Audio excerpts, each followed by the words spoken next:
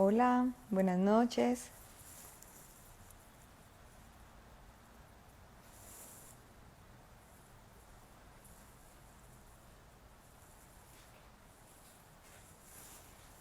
Hola, ya te voy a agregar.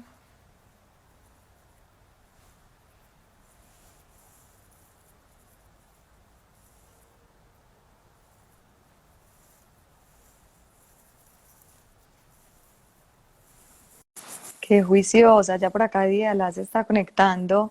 Súper puntual. Hola, Hola, ¿cómo estás? muy bien, ¿y tú? Bien, gracias. Excelente, súper puntual. Entonces, así nos va a rendir mucho este tiempo porque tenemos mucho de qué hablar. Excelente. Por acá se está conectando Maricruz. Hola Maricruz, hola María. Qué bueno. Bueno, no, muy feliz de que me hubieras aceptado esta invitación. Esperemos a que se conecten otras personas. Hola, ¿cómo estás, Tania? Qué bueno que te conectaste. Entonces, bueno, la idea es que a medida que se van conectando, yo las voy saludando. Yo voy a estar muy pendiente de las personas que se conecten. Aprovechemos a hacer preguntas. Yo voy a estar pendiente también de las preguntas. He recogido algunas y acá las tengo ya listicas para hacerle durante este tiempo a nuestra invitada. Pero a medida que va pasando el live, también yo puedo ir viendo las preguntas que van haciendo para que no se nos vaya quedando ninguna. La idea es que si al final vemos que se quedaron algunas sin responder, pues las contactamos y les respondemos por el interno. Eh, este live queda guardado, entonces no importa que la gente se vaya conectando. A veces pasa que al final se empiezan a conectar y me perdí este tema y si queda grabado, entonces lo importante es que yo lo dejo grabado, lo subo también a YouTube, entonces pues por la hora y a veces tampoco es tan fácil conectarnos pues porque somos mamás, estamos llegando de los trabajos o durmiendo muchas veces a los niños a esta hora, entonces eh, no nos vamos preocupando si se conectan muchas personas o pocas, porque después te vas a dar cuenta que empiezan a verlo y nos sirve también como material para nuestros pacientes. Así es, Entonces, perfecto. bueno, sí, entonces quiero empezar por saludarte, darte la bienvenida a mi colega, amiga. Quiero muchísimo a estas personas de Costa Rica con las que he compartido en muchos espacios y son psicólogas, personas, amigas, personas maravillosas con las que he tenido la oportunidad de compartir y aprender. Entonces, bueno, me siento muy bendecida de tenerte acá y feliz y aprendiendo de este tema, que es un tema que muchas personas no lo tocan, ¿cierto? Porque no se atreven a preguntar, porque les da miedo, hay mucha desinformación sobre el tema. Entonces, bueno, qué rico que estás acá para que nos aclares todas esas dudas. Quiero que te presentes. Pues yo ya te hice una presentación muy amistosa, pero quiero que nos cuentes quién es Diala, en qué momento empezó como todo este camino también de los niños, porque tú también trabajas Ujú. con niños desde Integrativa. Cuéntanos un poco sobre ti. Gracias. Te agradezco muchísimo la invitación, realmente muy honrada eh, de compartir un tema tan sensible, ¿verdad? Tan delicado en la vida de las familias y de las personas que hemos tenido el privilegio de acompañar, ¿verdad? Durante muchísimo tiempo. Entonces, Anita, más bien es un honor para mí y te doy muchísimas gracias por tomarme en cuenta y por tomar en cuenta este tema tan importante. Bueno, yo soy psicóloga clínica, yo trabajo en Costa Rica, yo tengo un centro de psicología aquí con una gran amiga tuya. Mi camino con los niños fue un camino bastante inesperado. Eh, Cuando yo estaba estudiando psicología en la Universidad de Costa Rica, yo siempre pensé que yo iba a trabajar en una escuela o en un colegio porque a mí los niños y los adolescentes me parecen personas fascinantes. A mí Son también. brillantes, creativos, ¿verdad? Y tienen una capacidad de superar, de hacernos pensar a los adultos extraordinaria.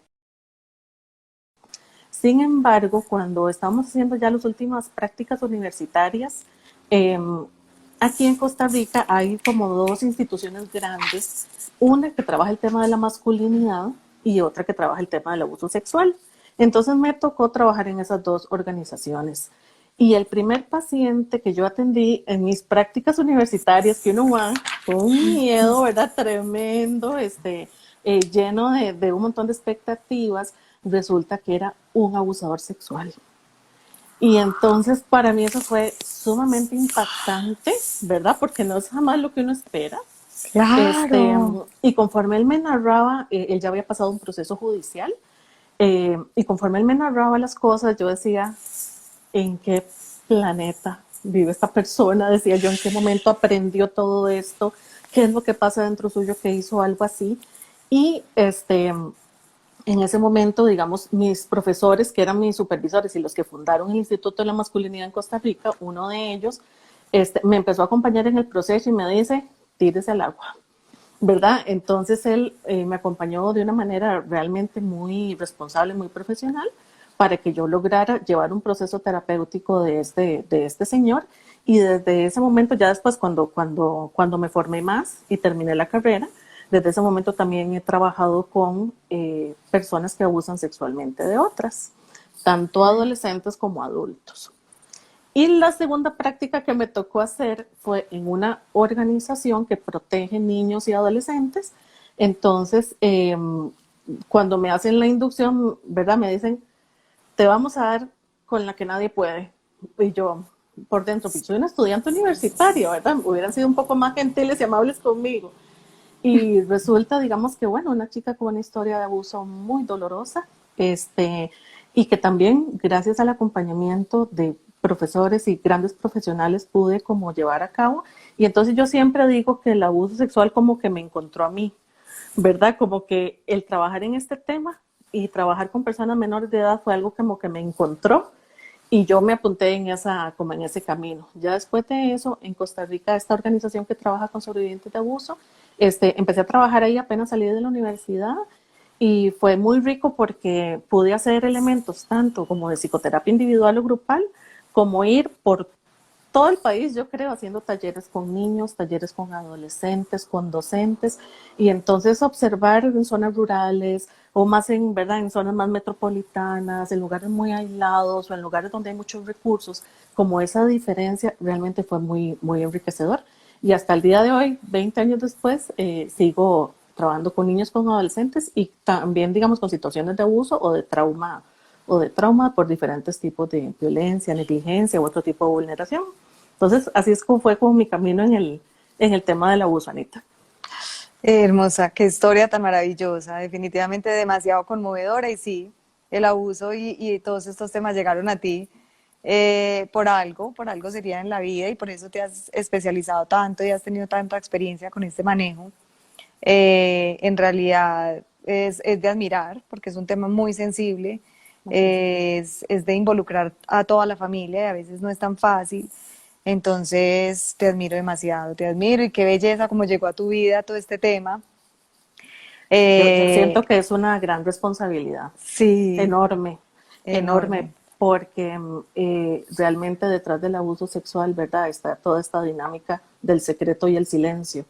Y entonces cuando ya un niño, un adolescente o una familia confía en uno para poderlos acompañar, ¿verdad? En un proceso de este tipo, requiere una gran sensibilidad, requiere ser uno realmente como muy responsable, porque esta ruptura del silencio realmente es central.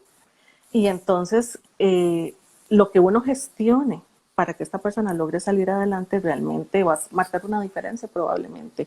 Entonces sí conlleva una gran responsabilidad, pero también conlleva observar facetas del ser humano de crecimiento que uno jamás se imagina también, ¿verdad? Entonces tiene como ambos componentes, ¿verdad? Un componente como de mucho dolor, pero tiene un Ujú. componente de gran admiración, ¿verdad? Y de gran responsabilidad, por supuesto, pero de gran admiración por lo que un niño, una familia logra hacer para salir adelante.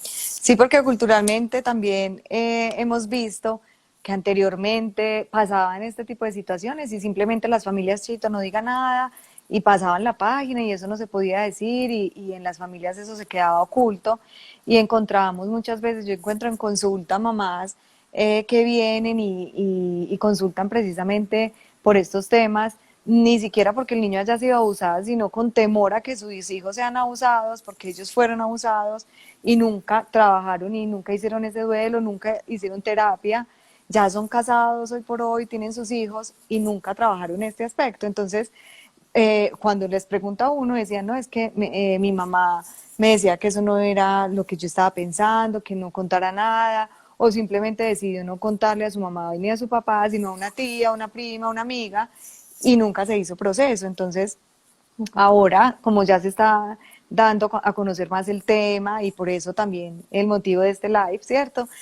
Como se está dando a conocer, se está animando, motivando a la gente, incentivando a que de pronto busquen estos espacios, cuenten, busquen ayuda y esto ha sido lo que digamos que ahora, porque dicen, pero ahora ¿por qué se habla de esto? ¿Ahora por qué se presenta más abuso? No, es que siempre se ha presentado, lo que pasa es que antes no lo contábamos, ¿cierto? Entonces, Así bueno, es, así es. Y un reto así- bastante sí. grande.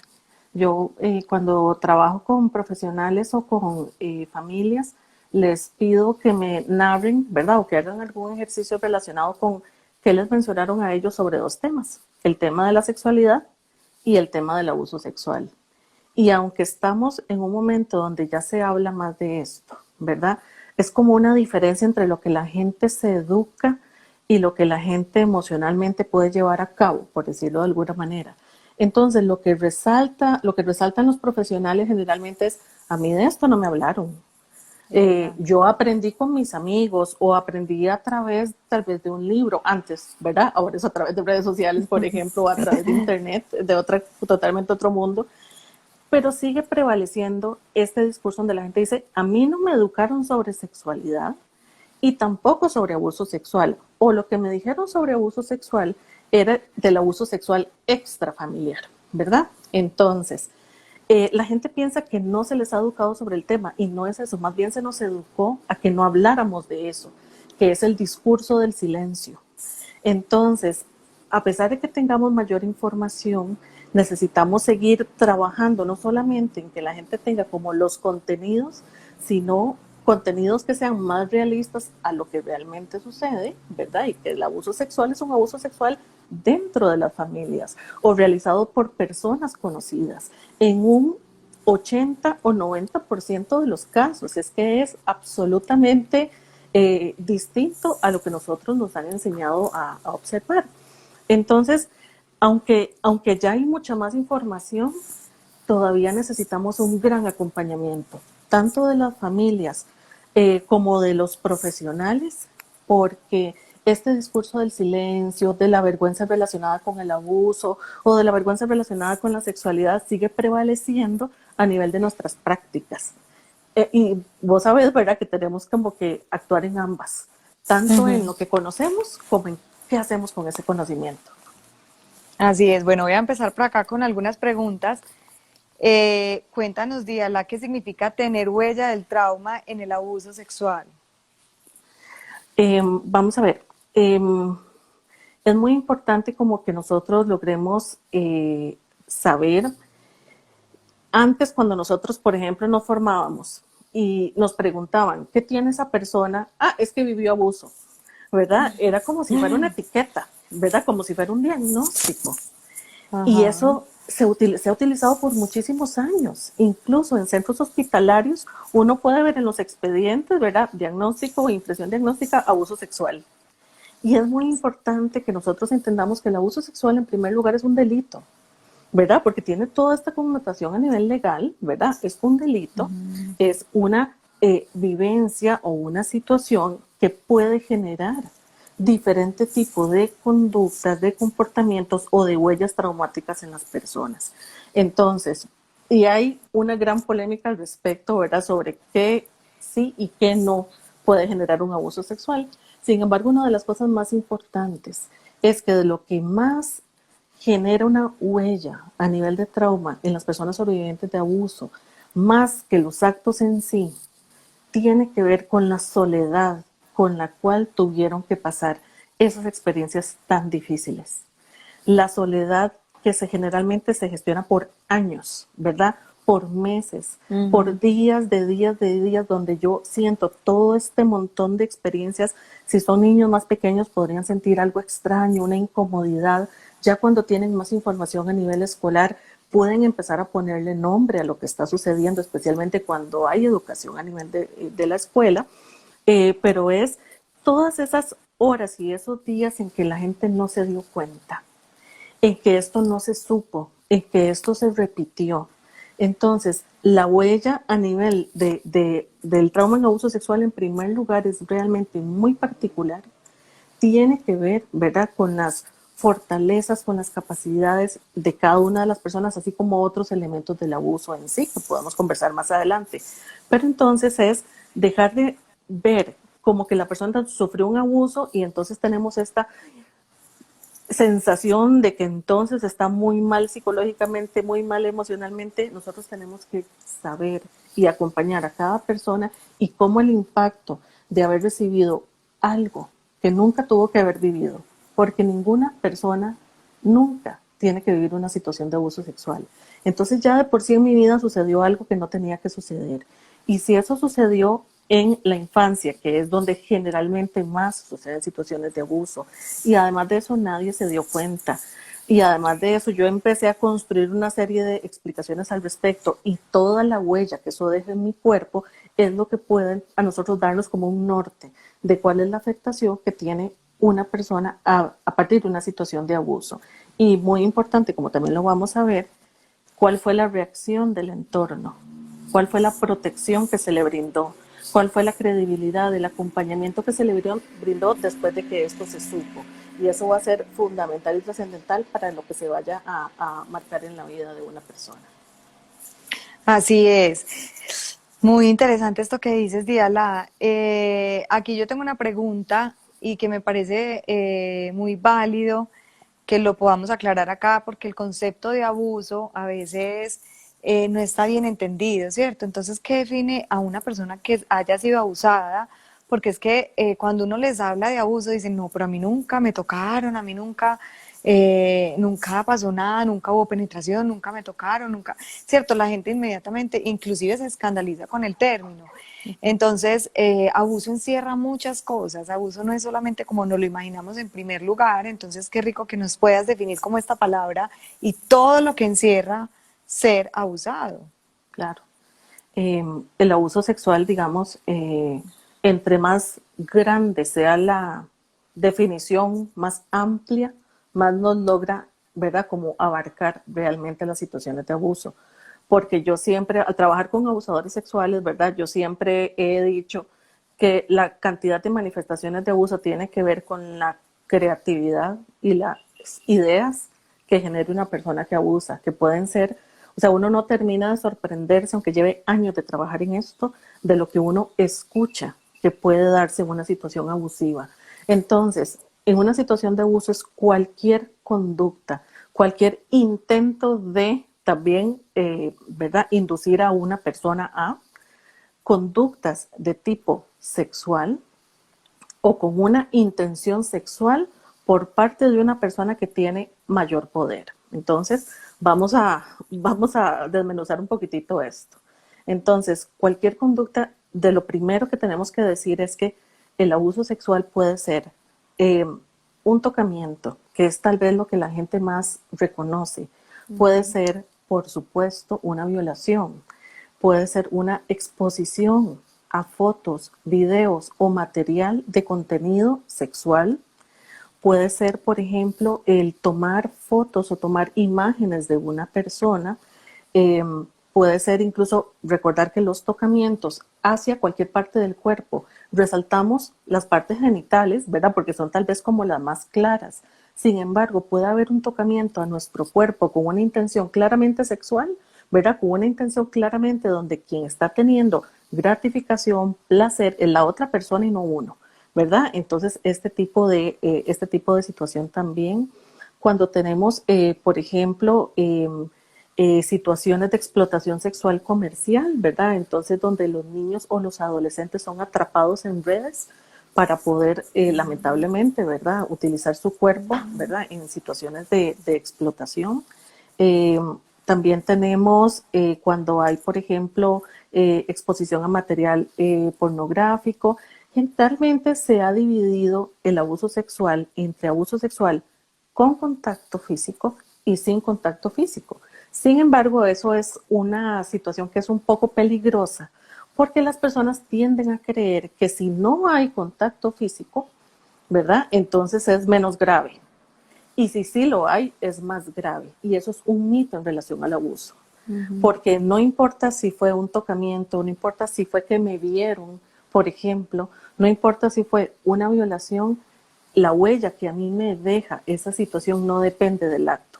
Entonces yo no sé si vos has escuchado familias o sí, familiares que dicen, bueno, pero solo fue una vez, pero solo lo Uf, tocó y no lo violó, ¿verdad? Pero bueno, solo fueron fotos. No, nunca tuvo un contacto directo con el cuerpo, por ejemplo. Y entonces tendemos como a hacer categorías de lo que un abuso sexual, digamos, puede ser más o menos grave. Entonces, ahora sabemos que sí hemos evolucionado un poquito con la parte de la tecnología, ¿verdad? Entonces, la transmisión de fotos, la transmisión de videos, etcétera, sin consentimiento, también se cataloga como una situación abusiva. Entonces, ¿cuáles son las características, Anita? Digamos, tiene que haber una coerción, o sea, tiene que haber una manipulación, tiene que haber una diferencia de poder. Hay una persona que es la persona que en ese momento está recibiendo como la gratificación, por decirlo de alguna manera, es la que siente el placer, ya sea por poder, ¿verdad? O por gratificación sexual, por someter o por una gratificación a nivel sexual. Y una de las claves es que no existe un verdadero consentimiento. El consentimiento en una situación de sexualidad implica muchas cosas. Implica que yo estoy comprendiendo lo que está sucediendo. Implica que yo acepto bajo esa comprensión completa, ¿verdad? Porque tengo el desarrollo para comprender eso. Implica además que yo estoy dando un sí, ¿verdad? Que es algo mutuamente escogido, por ejemplo. Entonces conlleva un montón de elementos que en una situación de abuso no se da, incluso aunque yo tenga 13 o 14 años. Porque existe como una gran empatía por el abuso sexual de niños. Pero cuando el abuso sexual es narrado por adolescentes o personas adultas, la empatía empieza a difuminarse un poquito y la gente empieza a decir, pero ya está bien ay, grande, ¿verdad? Pero qué raro, ¿por qué será que lo está diciendo? Etcétera, ¿verdad? Porque hay diferentes maneras en que esto se menciona. Entonces, sí es muy importante dentro de las pautas de prevención que nosotros le digamos a los niños es que no te pueden tomar fotos de tu cuerpo, ¿verdad? Nadie tiene que tocar tus genitales, utilizando las palabras adecuadas, ¿verdad? Como son los genitales, tratando de hacerlo con la mayor tranquilidad y naturalidad, aunque la gente siente que el corazón le está latiendo más rápido, ¿verdad? Porque son temas que no necesariamente han sido abordados sí. con naturalidad, ¿verdad? Entonces, cuando los niños tienen como estas divisiones, por ejemplo, que te enseñen imágenes, que te enseñen videos, que te digan cosas, ¿verdad? Que a vos te hacen sentir incómodo, que te toquen en tus partes genitales, que te pidan que veas el cuerpo de otras personas, que te pidan que veas, por ejemplo, a personas teniendo relaciones o actos sexuales o conversaciones de tipo sexual. Entre nosotros le digamos de manera más específica a los niños, estas son las formas en que algunas personas abusan sexualmente. Los niños tienen una herramienta más en su cajita de herramientas para poder identificar que lo que está sucediendo, que no sé qué nombre ponerle, porque los niños no saben qué nombre ponerle. A veces los adultos tampoco saben. Yo he tenido personas de 30 años abusadas por algún compañero de trabajo, por otra persona, que no le logran poner un nombre a lo sucedido. Es una de las cosas más difíciles que hay en esta situación. Entonces, lo que engloba muchísimo es el acto, que el placer o la gratificación lo está teniendo una persona, que se ejercen medios para hacerlo y que no hay una verdadera capacidad de consentimiento.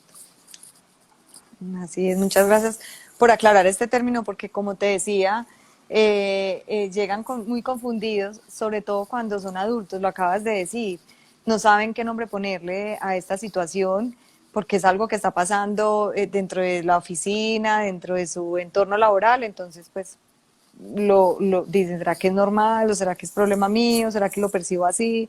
No se atreven a hablarlo, a contarlo. Entonces, bueno, aclarar este término porque me he encontrado muchas veces en consulta con que eso no es abuso, eso no es maltrato, abandono si yo nunca lo he dejado solo. Entonces, este tipo de situaciones se presentan frecuentemente, a veces inconsciente, a veces desde la conciencia, ¿cierto? Pero el adulto sí debe tener muy claro el término para poder diferenciar, ¿cierto? Para poder diferenciar y sobre todo empezar a acompañar a esos niños que muchas veces se sienten solos, lo que tú Claro, decías ahora. yo Por acá pienso, hay otra Anita, que, pregunta. Sí, discúlpame, yo pienso que tranquila. el abuso es algo tan contradictorio con el respeto, con las relaciones de afecto, con el control del cuerpo. O sea, es tan contradictorio con tantas cosas que realmente nombrarlo para muchas personas es abrumador. Yo creo que para la gran mayoría de las personas es abrumador. Este, porque además ocurre en en silencio, ¿verdad? Bajo el mandato del silencio, pero ocurre en secreto. Es que hay otros tipos de abuso donde generalmente hay testigos, pero en, en el abuso sexual no hay testigos, solamente es el abusador y la víctima. Entonces, al no haber testigos y yo ser pequeño, no tener todos los elementos para comprender esto y tal vez tengo una información pequeña con respecto a todo lo que es el abuso sexual, entonces todavía como que no tengo piezas para poder armar esto a nivel racional, pero a nivel cognitivo del cuerpo y de lo que esto me hace experimentar y que nadie se dé cuenta, ¿verdad? Entonces, realmente lograr decirlo, lograr reconocerlo, lograr revelarlo es un camino sumamente difícil. Sí. Bueno, por acá hay otra pregunta. ¿Cómo la experiencia del abuso nos puede impedir que identifiquemos a tiempo el apego seguro de nuestros hijos? ¿Cierto? A ese sí, apego seguro. Ajá, ¿me puedes repetir la pregunta? Mira, Uh-huh. cómo la experiencia del abuso, y acá pues yo creo que es Carlos, Familias que Inspiran nos están haciendo, nos está haciendo estas preguntas, ya tú me corregirás si las estoy haciendo bien. ¿Cómo la experiencia del abuso nos puede impedir que identifiquemos a tiempo el apego seguro de nuestros hijos? Es que me abrevió esta palabra AS, me imagino que es el apego seguro. O el abuso sexual. O el abuso sexual, sí, sí, porque el Podría ser. aprendizaje es con Z, sí, el abuso sexual de nuestros hijos. ¿Cómo la experiencia del abuso nos puede impedir que identifiquemos a tiempo el abuso sexual de nuestros hijos? Uh-huh. Sí, sí. Sí, Le ha hecho un poquito más de camino, digamos. El otro también pues, estaba complicado. sí, sí. Vamos a ver. Eh, para yo lograr sobrevivir una experiencia de abuso sin un acompañamiento y un abordaje, tengo que utilizar muchísimos mecanismos para poderlo hacer. Entonces, hay diferentes tipos de mecanismos, ¿verdad? Hay mecanismos entonces, digamos, donde yo, recordemos que tenemos si fuera, por ejemplo, un padrastro, por ejemplo. Tengo entonces, ¿verdad? Tengo un padrastro que me cuida, que me protege, tengo otro que me abusa. Como ambos son incompatibles y yo para sobrevivir necesito probablemente ir con alguno de ellos, ¿verdad? Va a prevalecer este que me cuida, que me acompaña, que está conmigo, etcétera. Entonces, al no haber una integración de esa información, al no haber podido yo también reconocer, por ejemplo, lo que esto a mí me ha afectado, al no poder, por ejemplo, yo decirme a mí mismo o a mí misma, por ejemplo, esto no fue mi culpa, esto no fue mi responsabilidad, o sea, al no poder yo como derribar todos esos mecanismos que en algún momento tuve que articular, que fueron maravillosos, porque los mecanismos de sobrevivencia son maravillosos. Lo que nosotros Sí. gestionamos a los 8, 9, 10 años es brillante, lo que pasa es que eso ya no nos sirve a los 30, por ejemplo. Entonces, como hay tantos claroscuros con respecto a nombrar la experiencia, poder yo enfrentar el dolor que me genera que una de las personas cuidadoras, mi sistema de cuidado, es el sistema que en vez de cuidarme me está poniendo en peligro. Al no poder yo como seguir esos pasos, desculpabilizarme, poder además lidiar con las consecuencias que yo pueda tener, ¿verdad? A nivel de desconfianza de las personas, a nivel de reconocerme a mí mismo, a nivel de poder hablar de este tema de manera tranquila, fluida y natural, se van presentando toda una serie de vulnerabilidades en la cual poder observar que a mi hijo le está sucediendo es insostenible, ¿verdad? O sea, si yo no he podido lidiar con el, ¿verdad? Con el mío, existen todo tipo de experiencias, ¿verdad? Estoy como yéndome como en una línea nada más, pero Ujú. es insostenible, ¿verdad? Realmente lograrlo ver, porque además la culpa que yo siento, la vergüenza tóxica que yo siento, la responsabilidad que siento sobre esto es tan abrumadora que yo no la puedo ni siquiera nombrar, ¿verdad? Pensando en una persona que no ha logrado como superarlo. Entonces es como todo este camino, digamos, de mecanismos de sobrevivencia y vulneraciones, lo que hace que para mí sea difícil mirar lo que está sucediendo con mis hijos. Eso es una opción, pero tenemos otras personas que a través de la gran desconfianza y traición, que es una de las dinámicas del trauma por abuso sexual, ¿verdad? Descrita hace muchísimos años, esta desconfianza más bien a mí me queda como una desconfianza generalizada. Y entonces yo también tengo experiencias de papás o mamás que entonces abruman a los niños con información. Mira que si te pasa, mira que si alguien te hace, mira que nadie tiene derecho, mira que tu cuerpo es importante. Entonces dan un montón de información con un montón de angustia. Y esto genera que los niños, porque los niños se lo narran hacia uno, es que si yo le decía a mi mamá se podía decepcionar de mí.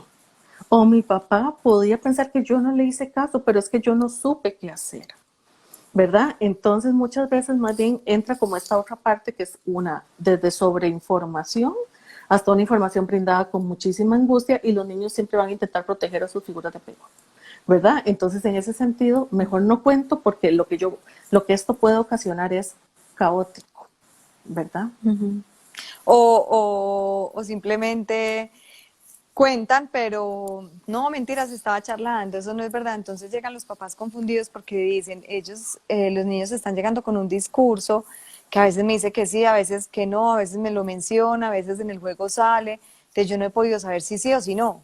Entonces los Ujú. papás están confundidos porque lo que tú dices, los niños están abrumados con tanta información y a veces también con temor porque nosotros también como adultos significativos también nos estamos cargando demasiado como con esa responsabilidad de que no puedes, no puedes, no puedes, no puedes, ojo, tienes que cuidar esto, aquello.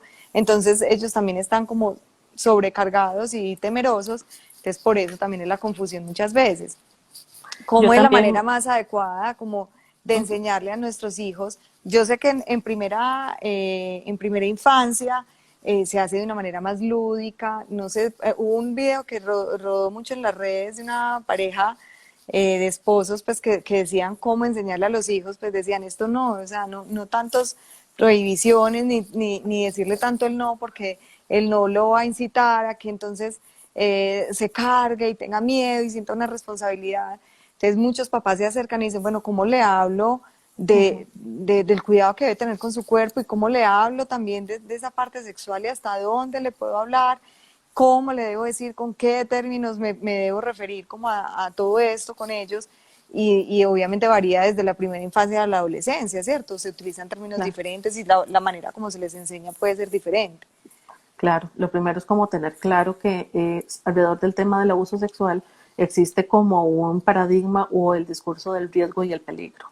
Entonces, por ejemplo, muchas veces la gente dice que cuando ha hablado de abuso sexual, que sí ha educado sobre abuso sexual porque ha hablado de todos los peligros que existen, de que a uno le pueda suceder algo así. Entonces entramos, digamos, como con una visión como de la sexualidad como algo peligroso. Entonces, y además de peligroso, el abuso es uno de los peligros, ¿verdad? Pero también está las relaciones sexuales, el embarazo, infecciones de transmisión sexual, etcétera. O sea, hay muchos elementos que pueden hacer que nosotros contaminemos un poco con el discurso, o mucho, con el discurso del peligro, de la prohibición, ¿verdad? De esto que está mal al tema de la sexualidad. Entonces, si nosotros vemos el abuso sexual como esto tan peligroso que no nos puede suceder, ¿verdad? Ya de por sí estamos como activando alertas, ¿verdad? En las personas menores de edad. Entonces, eh, hace muchos años existía los 5 pasos para prevenir el abuso sexual. Y los 5 pasos para prevenir el abuso sexual eran, corre, deténlo, grita, pégale y cuéntale a alguien, ¿verdad? Y resulta que nosotros no hacemos esas cosas, ni No, siquiera los adultos. Existen algunos niños y algunos adolescentes, no te voy a decir que no, que apenas lo detectaron, realmente fue impresionante, corrieron. digamos, lo fueron a contar lo más pronto posible, ¿verdad? Y son niños con ciertas características también en su personalidad, etcétera. Pero entonces, hay muchas cosas sobre la prevención del abuso que nosotros tenemos como que trabajar. Una de las primeras cosas es como trabajar desde lo positivo. Entonces, cuando nosotros tenemos a nuestros bebés o a nuestros niños pequeños o más grandes, pedirles permiso y hablarles sobre lo que estamos haciendo con el cuerpo de ellos es importantísimo. Te estoy cambiando el pañal, ahora te voy a poner el pantalón, ¿verdad? Tenés frío, ¿verdad? Como porque muchas veces somos nosotros los que decidimos cómo se sienten los niños en su cuerpo y qué les ponemos o no les ponemos, ¿verdad? Pero la idea es que nosotros vayamos como generando toda esta cultura donde el cuerpo del niño es un cuerpo respetado, es un cuerpo del cual hablamos y es un cuerpo al cual le decimos lo que estamos haciendo. Cuando, por ejemplo, los llevamos al doctor, aquí va a estar papá y mamá con vos mientras el doctor te revisa, por ejemplo, ¿verdad? O sea, nosotros tenemos que dar como todo un discurso de protección y de lo que el cuerpo debe de ser desde que están chiquititos, porque todo eso lo entienden y resulta muy importante. Contrario a cuando no nos piden permiso, no nos dicen nada, nos obligan a dar besos a personas que no queremos saludar, etcétera, ¿verdad? Este, entonces todo eso va a ser una parte importantísima. Luego resaltarles todo lo que a ellos les gusta hacer con su cuerpo, porque en la medida en que los niños sepan lo que es estar cómodos, que me guste hacer lo que esté haciendo, esto me pone feliz, con esto me siento como poderoso, van a lograr distinguir cuando algo no calza. Porque tal vez yo no sé a los 5 años decir jamás que eso se llama abuso sexual, pero sí sé decir que no me gustó. Me hicieron algo que no me gustó. Me tocaron una parte y no me gustó, ¿verdad? Entonces realmente esa va a ser otra parte muy importante. Otro es, desde pequeñitos vamos a nombrar los órganos del cuerpo y las partes del cuerpo como se llaman. Entonces, la florcita, la mariposita, ¿verdad? Y El todos los términos chinche, que todavía se sí, usan, ¿verdad? Vas a hacer del uno o del 2, por ejemplo, ¿verdad? Que son cosas que la gente utiliza, sí. ¿verdad? Frecuentemente. Todo eso va creando como esta sensación de que, ¿verdad? Como que de esto no se habla, ¿verdad? Es que no le dicen el nombre correcto, por ejemplo. Entonces vamos a ir nombrando, tratando lo más natural posible. A veces no es fácil, ¿verdad? Por toda nuestra socialización y nuestra historia de nombrar las cosas como se llaman.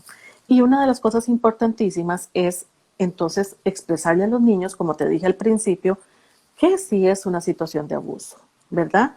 Las personas no deben de tocar tu vulva o no deben de tocar tu pene o no deben tocar tus nalguitas, ¿verdad? O sea, nosotros tenemos que brindar todo ese acompañamiento y si alguien lo hace, como el doctor, como la persona enfermera, como tal, yo voy a estar en la par tuya. O si por dado caso alguien lo tiene que hacer como en un preescolar, nosotros tenemos que hablar eso claramente con los niños, ¿verdad? Para que ellos empiecen a tener más claridad de dónde sí, dónde no, quién sí y quién no. Y luego de eso, Anita, tal vez una de las informaciones que es importantísima. Nadie debe de tocar tus genitales, aunque sea de la familia, porque muchas veces es el componente que nos hace falta.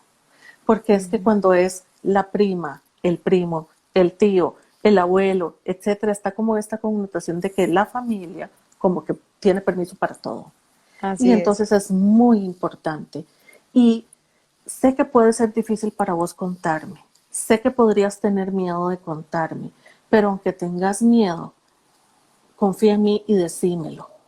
Yo voy a tratar de cuidar, protegerte y ayudarte en todo lo que yo pueda. Si en el momento en que pasó no pudiste hacer nada, si alguien te tocó y te quedaste, ¿verdad? Como yo trabajo con los chiquillos, se quedó como quedó congelado, ¿verdad? Como esto es un juego Sí. que se juega en Costa Rica, ¿verdad? Entonces, por ejemplo, te quedaste como congeladito, no supiste qué hacer, ¿verdad? No pudiste decir nada en ese momento, decímelo. Eso puede pasar. Yo voy a estar aquí para escucharte.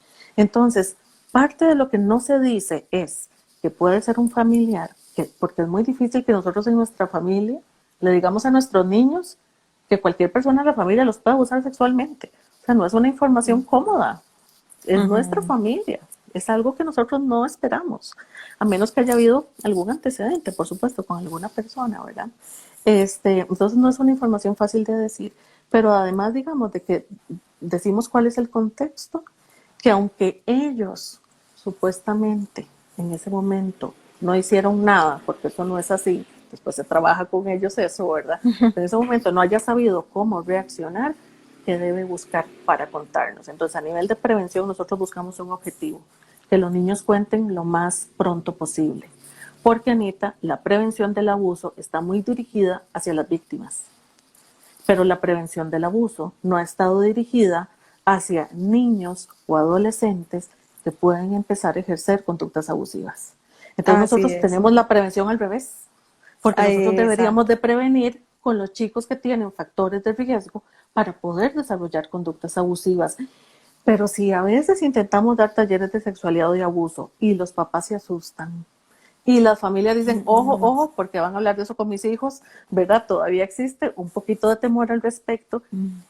Si nosotros decimos que vamos a dar prevención para que una persona no se convierta en una persona abusadora u ofensora, y eso todavía genera mucho más dificultad, ¿verdad? Pero realmente la sí. prevención correcta es prevenir que no haya personas que abusen sexualmente. Esa es la prevención adecuada.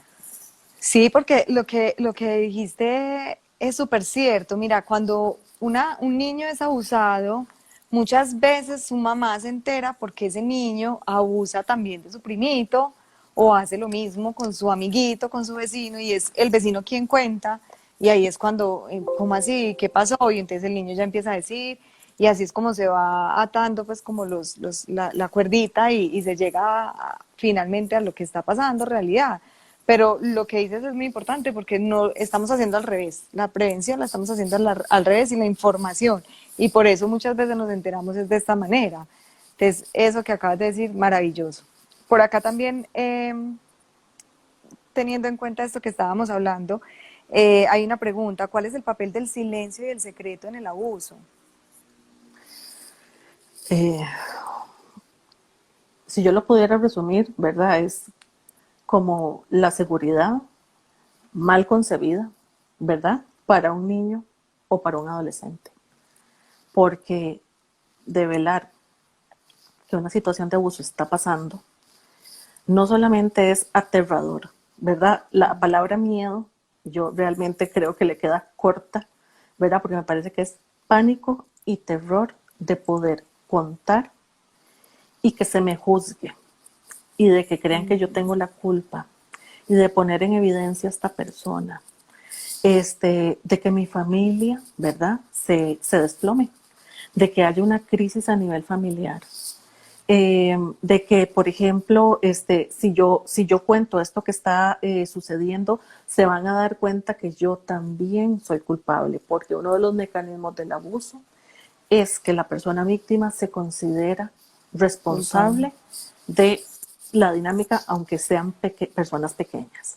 Entonces, con mucha de la información que estamos brindando, eso ha ido disminuyendo un poquito. Pero entonces es como develar no solamente que algo está sucediendo que no está bien, sino de que probablemente se van a dar cuenta de que yo soy una persona mala y además se van a dar cuenta de que otra persona está haciendo algo inadecuado y entonces lo que viene es como una catástrofe, ¿verdad? Mm. Y las personas sienten eso aunque tengan 40 años. Eso se siente en la infancia de una manera abrumadora, pero el sentimiento sigue permaneciendo así aunque la persona sea adulta. Y realmente cuando existe una situación de revelación de abuso sexual, entonces, y otra cosa muy importante es que para la sobrevivencia mía como niño, especialmente, yo necesito quedarme con mi tío bueno, necesito quedarme con mi papá bueno, necesito quedarme, ¿verdad?, con esta otra figura que me cuida, que me protege, que está conmigo, ¿verdad? Entonces yo como que, Mm. como que como que me engancho con una para poder sobrevivir, digamos, a la situación tan abrumadora que estoy experimentando en ese momento. El papel del silencio en el abuso sexual es uno de los temas más profundos, es uno de los temas que uno más aborda con las víctimas, con las familias, con los sobrevivientes, y es uno de los más dolorosos, ¿verdad?, que se pueden presentar. Sí, Entonces, realmente, digamos, cuando trabajamos el tema del silencio, cuando trabajamos el tema del secreto, pues muchas veces el silencio está mediatizado también, ¿verdad?, por una amenaza explícita, ¿verdad?, de que si cuentas esto, tu mamá va a sufrir mucho, tu familia se va a desunir, ustedes se van a quedar sin dinero, van a darse cuenta de lo mala que sos, van a darse cuenta de lo culpable que sos. Entonces, hay elementos tanto internos que yo fui como gestionando, ¿verdad?, para poder sobrevivir, así como los externos que podrían venir por parte de las personas abusadoras. Por eso, trabajar con los adultos y las familias es fundamental. fundamental. Cuando tenemos familias formadas y que le dicen a uno, yo por dentro sentí que me desmayaba, pero logré apoyar de la mejor manera que yo pude y saber lo que eso significó para un niño o un adolescente es, verás, como abrir un camino de crecimiento, abrir un camino para salir adelante de esto. Entonces, el silencio en el abuso mucho lo vamos a seguir haciendo más débil entre más trabajemos con las personas adultas de cómo recibir una revelación de abuso. Así es. Bueno, ¿cuáles son las implicaciones en estas situaciones de abuso con las víctimas, con la familia, con los abusadores, con la comunidad en general? Ok. En las situaciones de abuso existen lo que digo yo como grandes personajes, ¿verdad? Entonces tenemos a las víctimas, tenemos víctimas que denominamos primarias o víctimas que denominamos secundarias. Por ejemplo, la víctima primaria es aquel niño que recibe directamente el abuso sexual. La víctima secundaria sería, por ejemplo, el compañerito de ese niño que fue tocado a partir de las consecuencias que recibió este primer niño, ¿verdad? Entonces, digamos como que tenemos ese grupo. Tenemos el grupo de las familias se ven severamente afectadas por las situaciones de abuso. Entonces, en muchas ocasiones, Anita, tenemos una familia, tenemos una víctima o una sobreviviente que tienen consecuencias semejantes. ¿Verdad? Entonces, dentro de las consecuencias que generalmente vemos en las personas sobrevivientes, ¿verdad? Que a eso te refieres con implicaciones, Sí, entonces va a haber una afectación en la sexualidad, o puede haber una afectación en la sexualidad. Existe todo un debate en torno a cuál cantidad de víctimas tiene secuelas, cuál no, ¿verdad? Entonces existe todo un debate alrededor de eso. Pero aparte de eso, digamos, existen consecuencias que ya conocemos y que han sido como muy reconocidas a través de muchísimos años. Entonces, uno de los principales impactos tiene que ver en la sexualidad, por ejemplo, porque hay una distorsión a través de la sexualidad. Yo supuestamente como tu tío te estaba educando. Yo en realidad así te estaba es. enseñando cosas sobre sexualidad. Es que yo me preocupo tanto por vos que mejor te lo enseño yo y que no se lo enseñe otra persona. Es una persona que generalmente, además de ser personas manipuladoras, son personas que pueden ser muy afectivas. Entonces empieza a haber una confusión, por ejemplo, entre sexualidad y afecto, ¿verdad? Y formas de recibir, por ejemplo, el afecto. Entonces, la parte de la sexualización traumática es como todos los impactos a nivel de sexualidad que puede tener un niño o un adolescente. Desde estas que te mencioné hasta conductas que llamamos sexualizadas o sexualmente no apropiadas para el desarrollo. Entonces, conocimiento sexual, ¿verdad? Como totalmente inapropiado para la edad, una sexualización en la conducta. Entonces, para mí, por ejemplo, tener niños que no tienen límites a nivel del cuerpo, por ejemplo, entonces se me sientan, por ejemplo, muy a la par. O, por ejemplo, ¿verdad? No tienen límites con respecto al límite con mi cuerpo, por ejemplo, es muy Mm, típico también. O pueden tener conductas sexualizadas con otros niños o tener conductas, digamos, sexualizadas como muy desbordadas. Entonces, hay como todo un impacto a nivel de la sexualidad y tenemos personas adultas también impactadas, ¿verdad? Por haber vivido en la sexualidad, por haber vivido un abuso sexual de pequeños. Existe también como otra dinámica que es la gran desconfianza que entonces yo empiezo a tener con respecto a las personas, al mundo, a las relaciones interpersonales, a la familia. Entonces hay, como siempre, dos posibilidades.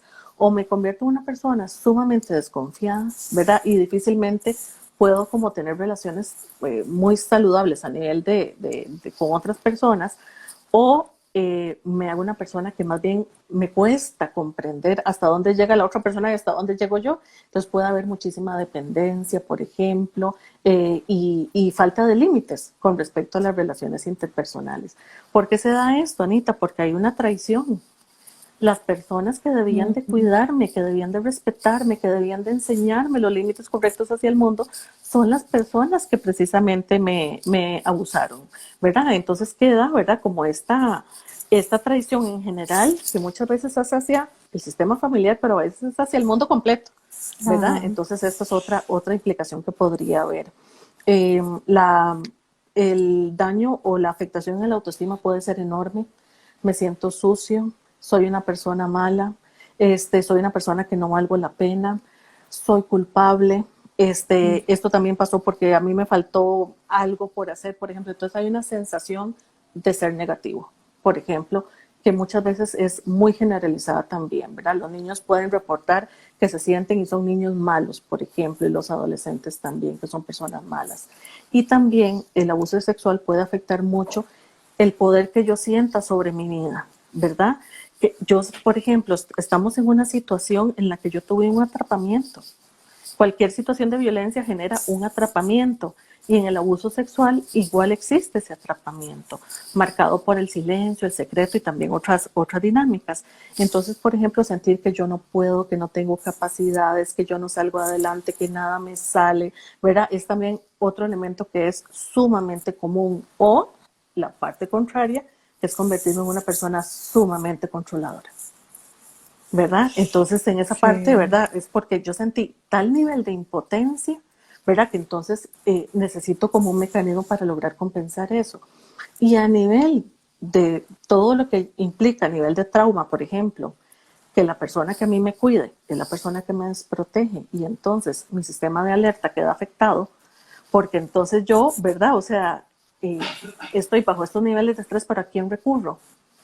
¿Verdad? Entonces eso va a afectar, ¿verdad? Toda la regulación, o puede afectar toda la regulación de los niños en la escuela, con sus amigos, en el aprendizaje, ¿verdad? En todas las áreas que podría afectar, digamos, el funcionamiento cotidiano.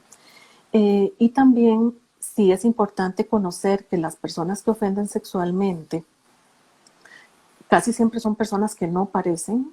Los pacientes que yo he atendido no son personas que uno pueda, pero ni larguito como darse cuenta, ¿verdad? Que tienen una conducta sexualmente abusiva.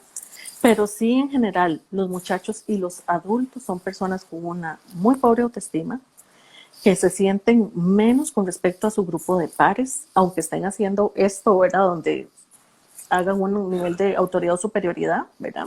Las personas que ofenden sexualmente también han tenido un contacto bastante inapropiado con la pornografía. Entonces han tenido un acceso muchas veces temprano a la pornografía, ¿verdad? Y ya se genera una distorsión a nivel de su sexualidad.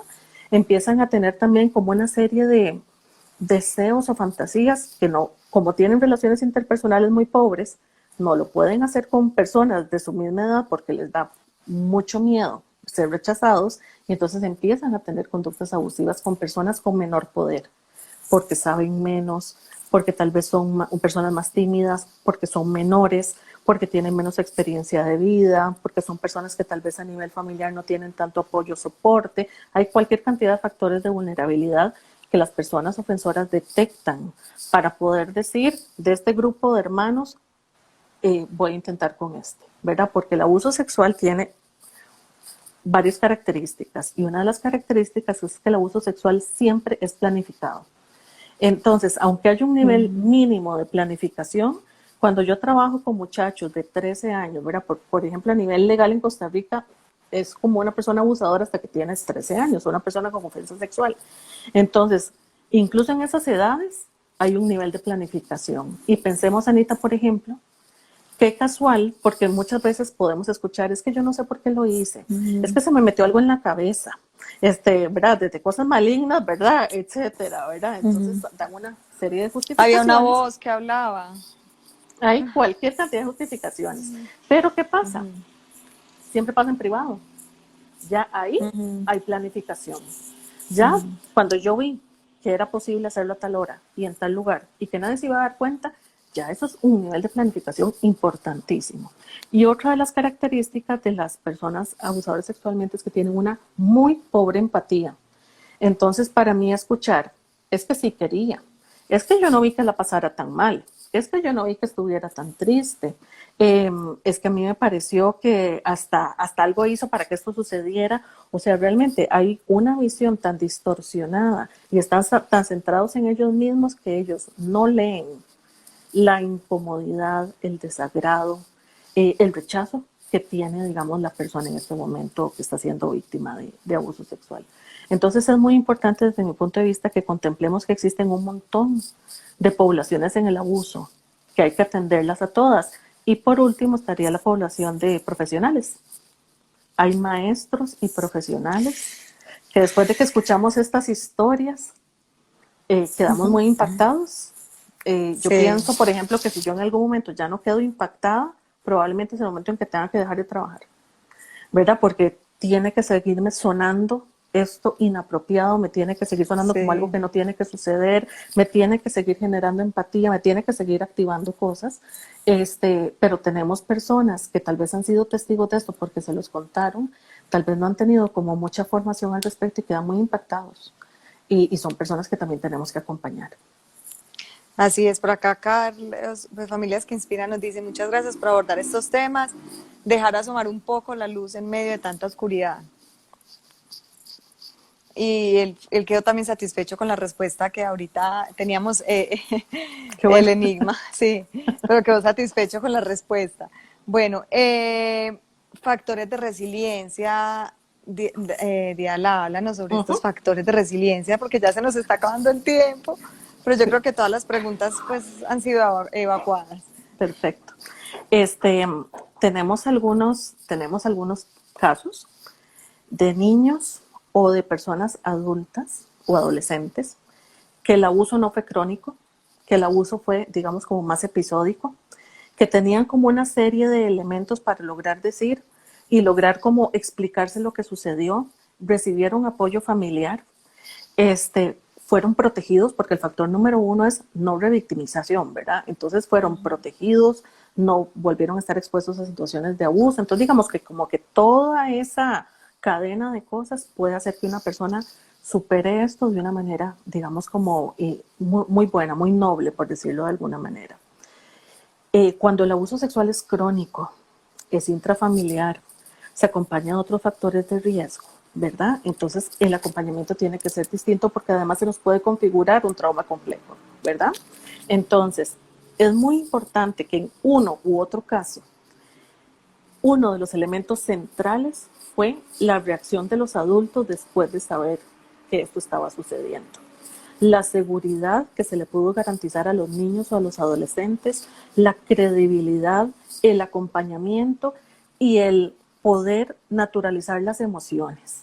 Porque entonces, ¿qué pasa? ¿Hablamos o no hablamos de esto? No, nunca más volvimos a hablar de esto, o hablan de eso todo el día, ¿verdad? Es como tratar de naturalizar que vamos a estar tristes, que necesitamos digerir esto, que esto es algo muy difícil. Entonces, cuando se naturalizan las respuestas y se acompaña ese niño, y como yo le digo a las familias, que no más vuelva a pasar solo una situación difícil, que si usted lo ve que ese niño o ese adolescente la está pasando mal, acompáñelo, ¿verdad? O sea, tratemos como de amortiguar la soledad y el terror que sintió en esos momentos. Entonces, las respuestas familiares son importantísimas para que los factores de resiliencia se nos potencien, por decirlo de alguna manera. Entonces, seguimos con el tema de que hay que trabajar con los adultos, ¿verdad? Que también tienen secuelas traumáticas de esta situación. Y tenemos personas que tienen factores de crecimiento impresionantes, ¿verdad? Tenemos personas, digamos, que tienen un crecimiento ante las adversidades, ¿verdad? Que logran, digamos, como comprender que esto es un episodio, que esto no fue su culpa, que hicieron lo mejor que pudieron, que es algo que se trabaja mucho con los sobrevivientes. Hiciste lo mejor que pudiste en ese momento. Te quedaste congelado, fue lo que tu cuerpo en ese momento pensó que era lo mejor para que vos pudieras sobrevivir. En ese momento no lograste decir nada, eso fue lo que tu cuerpo en ese momento hizo para salvarte. Entonces, cuando la gente dimensiona los mecanismos de sobrevivencia, las formas en que actúa y se desculpabiliza, es uno de los factores que a la gente definitivamente le permite salir adelante. Así es, o sea que el papel de la familia y de la comunidad aquí es supremamente importante y hay que empezar por educar ahí. Así es, definitivamente.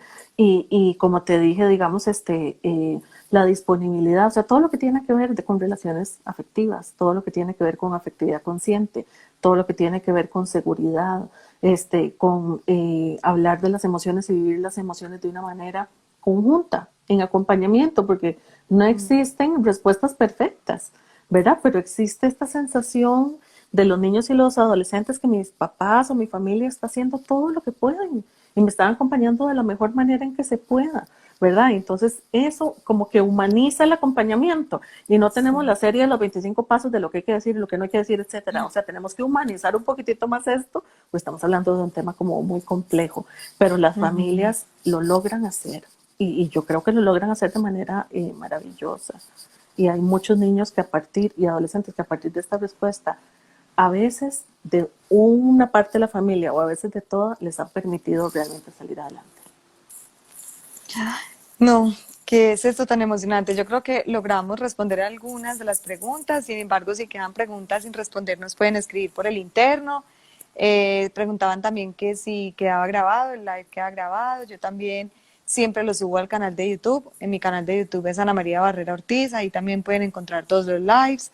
Eh, Excelente, gracias Maricruz por acompañarnos y quiero que nos cuentes, Díala, tus redes sociales, donde te pueden encontrar, un poco pues como de actividades que tengas de pronto pendientes, programadas para que también te empiecen a seguir.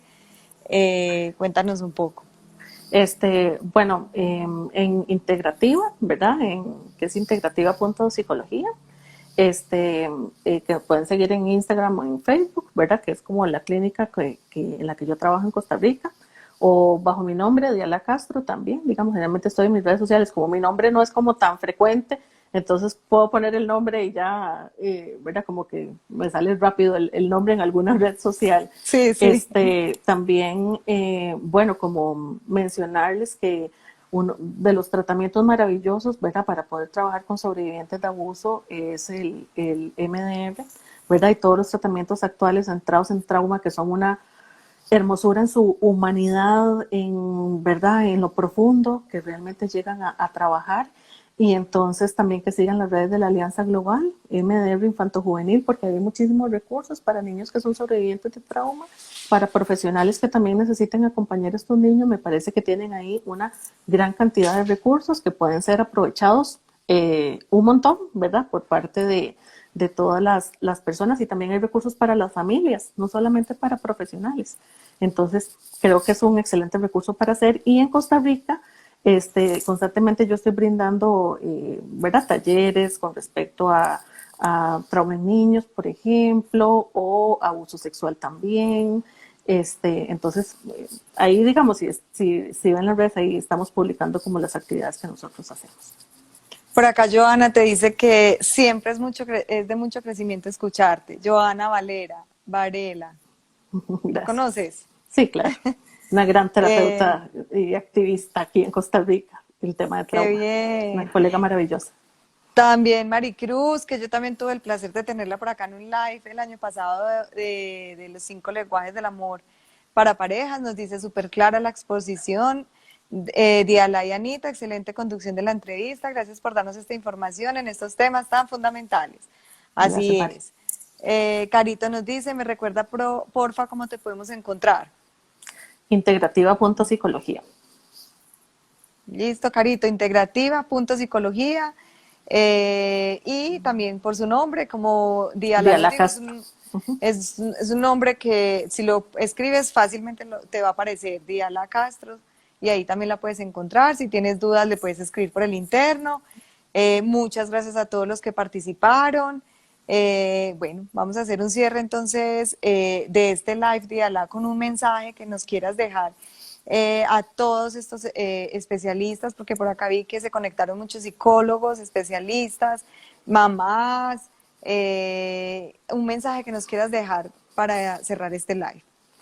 Yo creo que de lo principal para mí es que valga la pena que revelen. que si alguna persona ha pasado por una experiencia de abuso sexual, que el contarlo valga la pena. Y eso depende de todos los que estemos alrededor.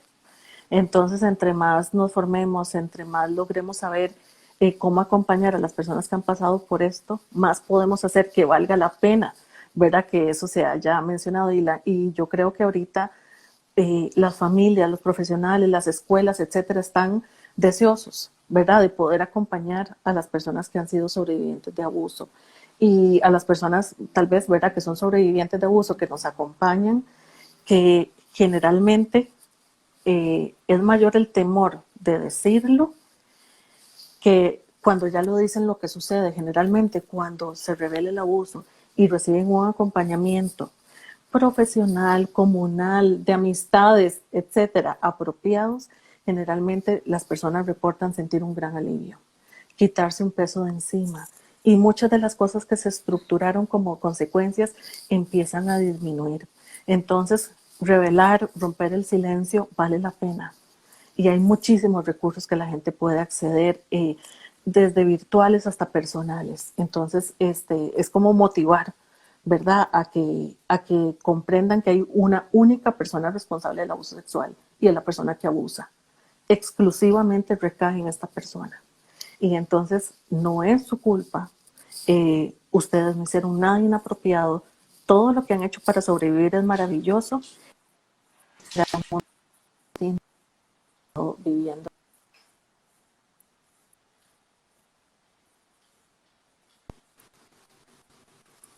Te me congelaste, ya, volviste.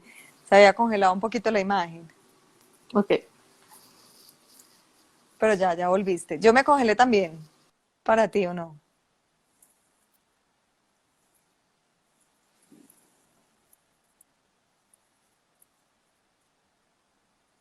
Carito, Maricruz, y todavía siguen ahí, nos siguen viendo. Díala se congeló un poquito, ¿cierto?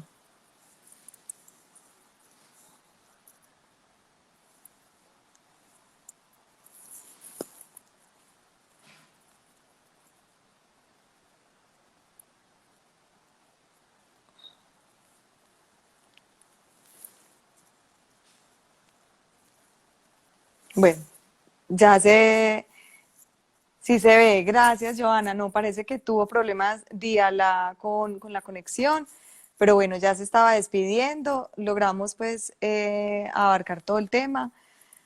Ya tienen las redes sociales de Diala, sí se ve, gracias, Ivonne.